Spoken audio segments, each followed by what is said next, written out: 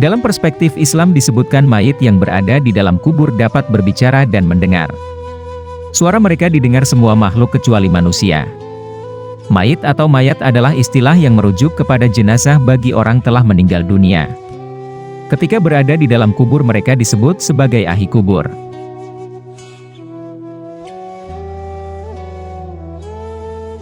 Dalam buku Risalah Ahlussunnah wal Jamaah, hasil pemikiran Kiai Muhammad Hasyim Asy'ari menguraikan beberapa hadits tentang kematian.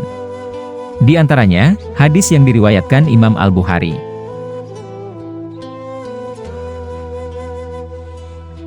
Nabi Muhammad bersabda yang artinya, ketika jenazah mau diantarkan ke kubur, jika ia seorang yang saleh akan berkata, segera bawa aku ke pemakaman. Dan jika ia bukan orang saleh, ia akan berkata, celakalah aku, mau kau bawa kemana diriku. Suara itu bisa didengar oleh semua makhluk kecuali manusia, dan jika manusia mendengarnya maka akan pingsan. Hadis riwayat Al-Bukhari.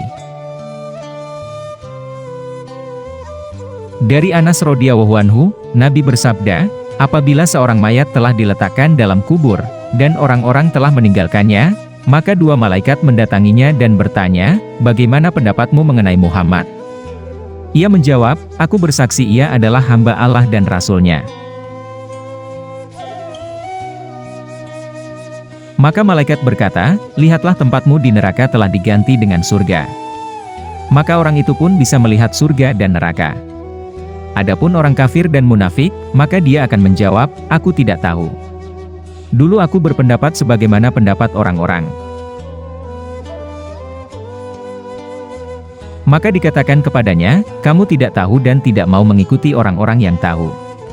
Kemudian dipukullah dia dengan palu dan menjerit yang bisa didengar oleh penghuni kubur di sekitarnya. Hadis riwayat Al-Bukhari. Mayit mengetahui siapa yang memandikannya selain mendengar dan berbicara. Mayit juga mengetahui siapa yang memandikannya dan membopongnya hingga ke liang lahat.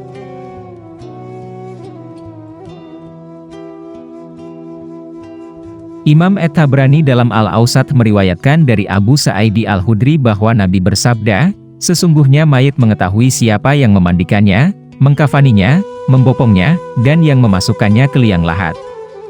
Hadis riwayat At-Tabrani. Sa'idi bin Zubair berkata, sesungguhnya orang yang telah meninggal dunia tahu atas kondisi keluarganya yang masih hidup. Jika kerabatnya baik, dia akan merasa bahagia, jika mereka buruk, maka akan merasa sedih. Ibnu Munabbih berkata, sesungguhnya Allah membangun istana di langit ketujuh bernama Istana Baida, untuk mengumpulkan ruh orang-orang mukmin. Jika ada penduduk bumi yang meninggal dunia, maka dia akan disambut para ruh dan ditanya tentang berita penduduk bumi.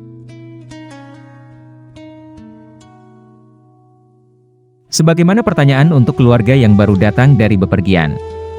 Demikian gambaran keadaan mayit dan ahli kubur sebagaimana dinukil dari beberapa hadis Nabi.